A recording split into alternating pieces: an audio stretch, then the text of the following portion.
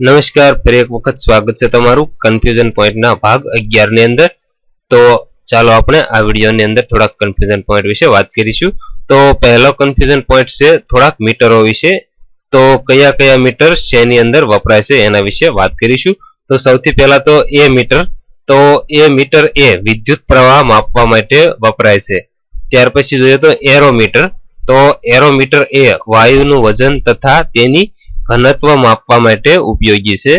ત્યાર પછી આપણે જોઈએ એલ્ટિમીટર. તો એલ્ટિમીટર એ ઉડતા વિમાનની ઊંચાઈ માપવા માટે વપરાય છે. ત્યાર પછી જોઈએ તો એનિમોમીટર. તો એનિમોમીટર એ હવાની ગતિ અને શક્તિ માપવા માટે વપરાય છે. તેવી જ રીતે ઓડિયોમીટર. તો ઓડિયોમીટર એ ધ્વનિની તીવ્રતા માપવા માટે વપરાય છે. ત્યાર પછીના કન્ફ્યુઝન પોઈન્ટ વિશે વાત કરીશું. તો સ્ટીમ એન્જિનની શોધ કોણે કરી હતી? તો એનો જવાબ આવશે જેમ્સ વોટે.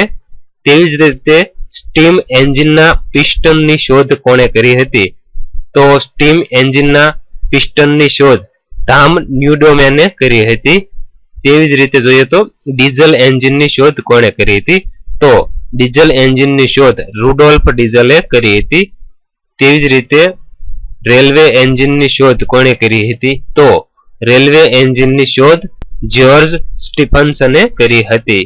તો આ કન્ફ્યુઝન પોઈન્ટની અંદર આપણે એન્જિન વિશે વાત કરી. તો સ્ટીમ એન્જિનની શોધ જેમ્સ વોટે, સ્ટીમ એન્જિનના પિસ્ટનની શોધ ધામ ન્યુડોમેને, ડીઝલ એન્જિનની શોધ રુડોલ્ફ ડીઝલે અને રેલવે એન્જિનની શોધ જ્યોર્જ સ્ટીફન્સને કરી હતી. તો દોસ્તો આ વિડીયોની અંદર આપણે થોડા કન્ફ્યુઝન પોઈન્ટ વિશે વાત કરી. તો આ વિડીયો તમને કેવો લાગ્યો એ અમને જરૂરથી કોમેન્ટ કરી અને બતાવજો. તથા આ વિડીયોને વધારેમાં વધારે લાઈક કરો અને વધારેમાં વધારે શેર કરો. તથા આવા જ નવા વિડીયો જોવા માટે અમારી ચેનલને સબસ્ક્રાઇબ કરી અને સાથેનું બેલ આઇકન જરૂર દબાવજો.